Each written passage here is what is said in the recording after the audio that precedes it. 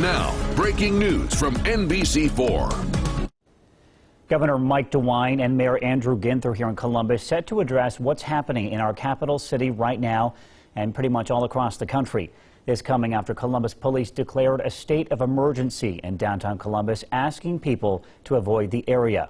Now, the mayor and governor are set to speak in a matter of moments. We're going to go to them as soon as they start to speak, but a little more background information here. Right now, downtown Columbus is under a state of emergency due to protests. Now, hundreds of people are demonstrating against police brutality after the death of 46-year-old George Floyd. Columbus police declared that state of emergency in downtown Columbus. Here's a little more information about that, asking people to stay out of the downtown area. Now, there are protests there happening all up and down High Street and across downtown Columbus. This is the third straight day of protests in Columbus, all after the death of George Floyd in Minneapolis. The protest did begin peacefully at 10 a.m. by the State House. That's what we're learning here, and demonstrators have been chanting Black Lives Matter, who do you serve, and no justice, no peace. Those protests did start peacefully, but chaos has erupted in some areas. Police officers on horses attempted to remove people from the street and push them back onto the sidewalk. Shortly after that, tear gas and pepper spray has been used a number of times to disperse the crowds that are gathering there across Columbus. Protests continuing really across the country here. Here's a look at Detroit, where a gunman actually fired shots into a crowd of protesters. That happened on Friday in Detroit, killing a 19-year-old man. Now, that happened around 11:30 on Friday night while protests were underway in downtown Detroit. We're learning a gunman pulled up to the area in an SUV and fired shots into the crowd of people there and then fled. Now, we'll continue coverage of the protests here later on tonight, but right now, this is what we need to know. We need to tell you, relay this information. Columbus police are asking people to stay out of the downtown area. That's where we're seeing large groups of protesters on now this third day of protests. Again, all after the death of George Floyd in Minneapolis. Now, again, all these protests, or much of them, have been largely peaceful, with people marching up and down High Street and gathering in downtown Columbus all over the death of George Floyd in Minneapolis. We have been hearing, though, of situations where police have had to use pepper spray, and at one point, Columbus City Council President Shannon Hardin and Congresswoman Joyce Beatty were involved in an incident in which both of them were hit with pepper spray. We are told that they are doing okay, though. Earlier. Here's a live look at the podium right now, where Governor Mike DeWine and Columbus Mayor Andrew Ginther have decided to share a message to the public this afternoon, really this evening, as the fear or concern of protests may continue tonight. We've also been learning of several areas of looting across downtown Columbus.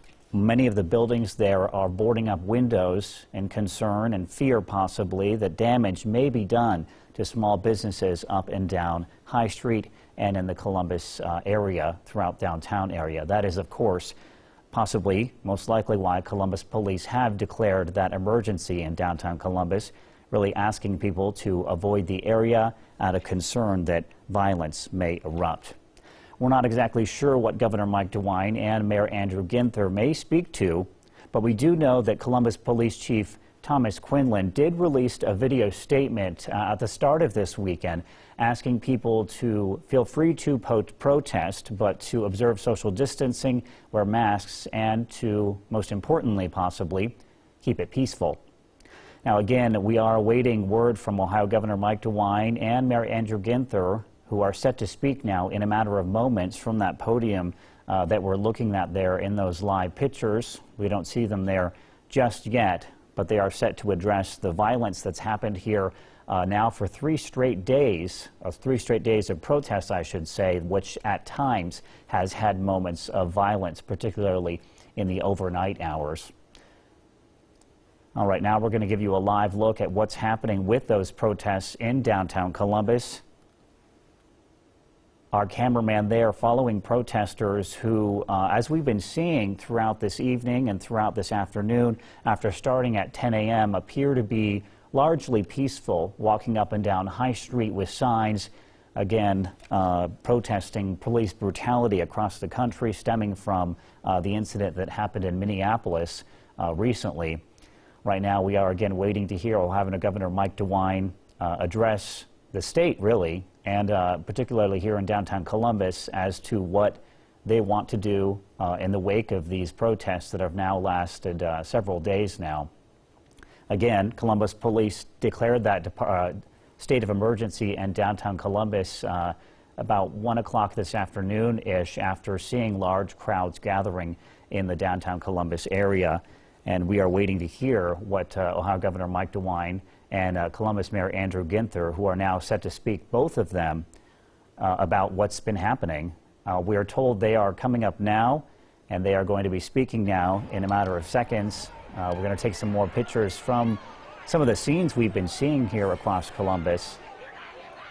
Right now, we are working to get that DeWine. Well, good afternoon, everyone. To speak. Right now, let's listen Mayor in. Ginther and I are joined today by Columbus Police Chief Thomas Quinlan and also by Major General John Harris, Adjutant General of our Ohio National Guard.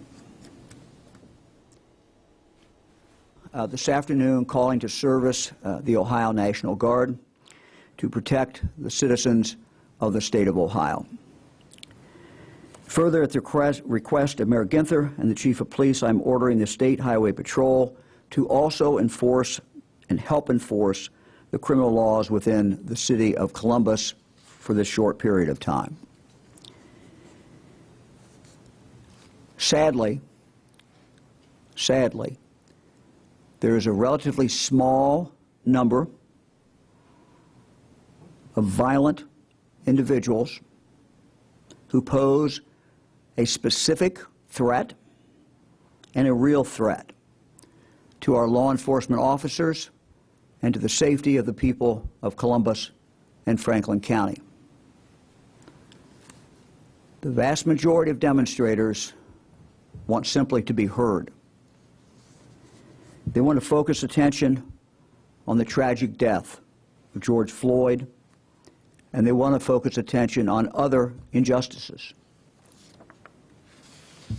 We always welcome such voices. But the voices calling for justice, the voices calling for change, are sadly being drowned out by a smaller group of violent individuals. These violent individuals threaten the safety of our citizens, of the community. Acts of violence cannot and will not be tolerated. This violence must stop.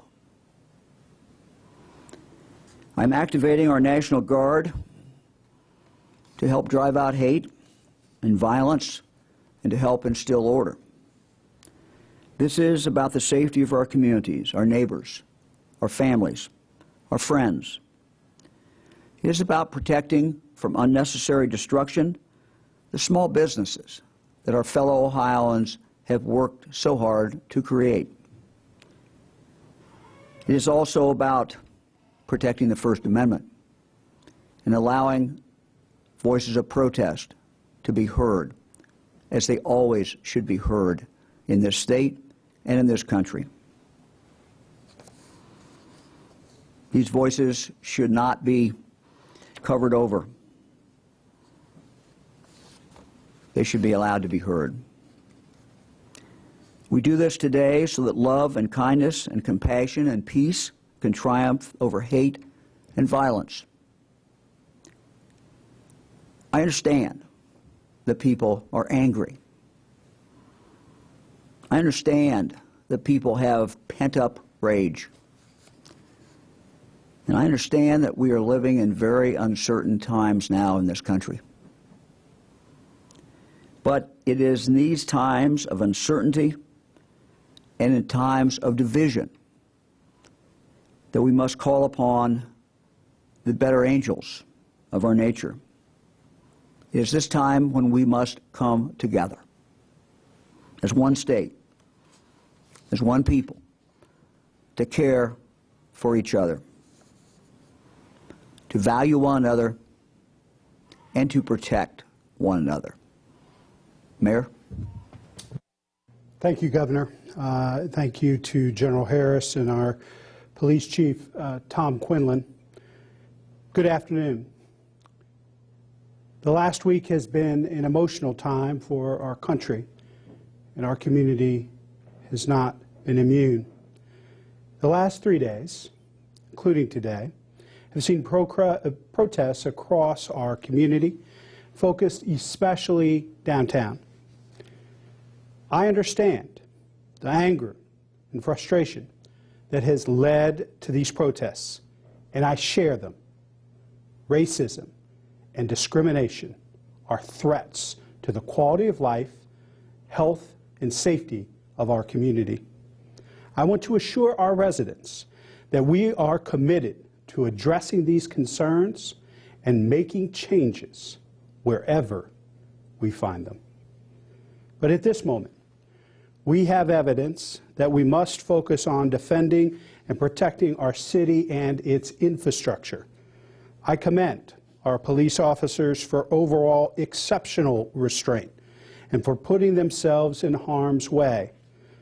But we're now at a point where we can no longer tell the difference between who is protesting for change and an end to racism and who has only chaos and destruction in mind. In addition to the activation of the National Guard, we are implementing a citywide curfew from 10 p.m. to 6 a.m. beginning tonight. It remains in place until it is rescinded. Anyone remaining out on the street or in public places during that time can be arrested. I want to emphasize that we respect and value and welcome the right to peaceful protest, to raising your voice to make sure it is heard, for holding elected officials accountable for change and reform. This curfew is not intended to stifle peaceful protest, rather to protect our city from those who seek to use this moment of great pain and frustration over racial injustice to destroy our city. Unfortunately, each day, the protests have escalated from peaceful to antagonistic to vandalism. Last night, more than 100 public and private properties were damaged. At least 10 properties were looted. 5 police officers were injured from bricks and rocks being thrown at them. Multiple police, fire, private vehicles were damaged. With the information we now have, in addition to the fact that we remain in the throes of a global pandemic with more confirmed cases here in Central Ohio than anywhere else in the state, where the city continues to see and fight back COVID-19, we must take these actions to protect our city and protect the rights of our neighbors to peacefully protest. Let me reiterate, what we are doing in no way lessens my belief that racism is a public health and safety crisis. Nor does it mean we will stop making changes to becoming an equitable city that the people of Columbus deserve. These actions are laser focused on those who have come to our city to do us harm. There are extremists in this crisis that believe that you have to make false choices between peaceful protest and protecting one another, our property, and our community. We reject those false choices. We believe that we can peacefully protest, keep each other safe, and make sure that our community remains America's Opportunity City. Chief Quinlan. I want to thank Governor DeWine, Mayor Ginther, and Major General Harris for their support here in the City of Columbus. My message to those in the streets of the City of Columbus that we have been working with in the last 2 days and to our whole community: enough. We have worked with the protesters, we have listened to their calls for change, and we have worked to make sure we can provide an environment that they can have their voices heard. But the protests have transformed from lawful, peaceful protest into criminal riots, felony riot, felony vandalism, and people are being hurt.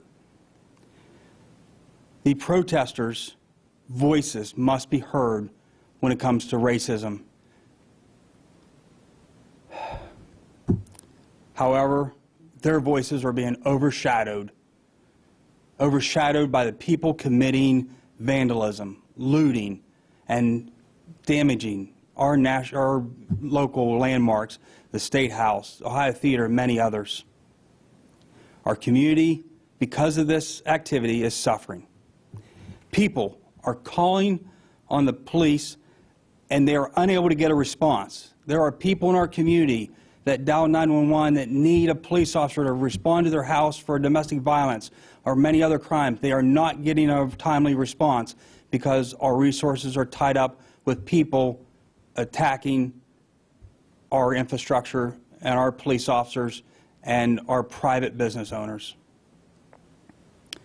I am grateful. I'm grateful for the compliance that we have gained from many people in our community that are protesting for legitimate change. I am especially grateful for the resolve our officers have had when encountering and standing shoulder to shoulder in our community and dealing with the violence and the hatred that we are encountering in our city. They have worked to keep all of us safe and put themselves in harm's way to do so. Columbus will survive this, but not if we are unable to stop the violence, protect our city and our people. It is time to listen to the legitimate concerns of those in our community and not allow those bent on destruction to exert their will over an entire city. My thanks to the Ohio National Guard and to General Harris. My pledge is to work in tandem with him to restore order and peace in our city. And I end with enough.